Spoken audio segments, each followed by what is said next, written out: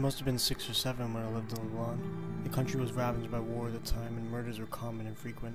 I remember during a particular vicious era, when the bombings rarely stopped, I would stay at home sitting in front of my television, watching a very, very strange show. It was a kid show that lasted about 30 minutes and contained strange and sinister images. To this day, I believe it was a thinly veiled attempt on the part of the media to use scare tactics to keep kids in place. Because the moral of every episode revolved around very uptight analogies, stuff like, bad kids stay up late, bad kids have their hands under the covers when they sleep, and bad kids steal food from the fridge at night.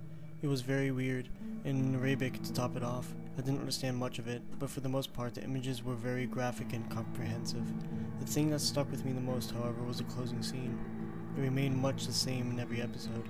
The camera would zoom in on an old, rusted, closed door. As it got closer to the door, strange and sometimes even agonizing screams would become more audible. It was extremely frightening, especially for children programming.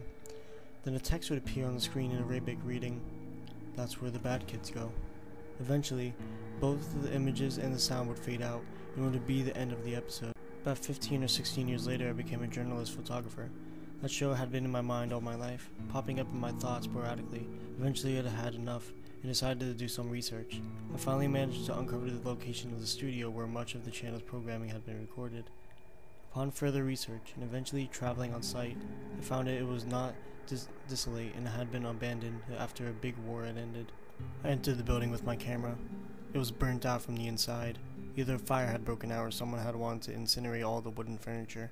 After a few hours of consciously making my way into the studio and snapping pictures, I found an isolated outway room.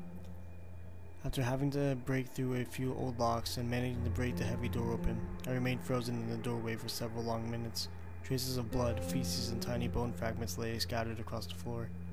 It was a small room, an extremely morbid scene.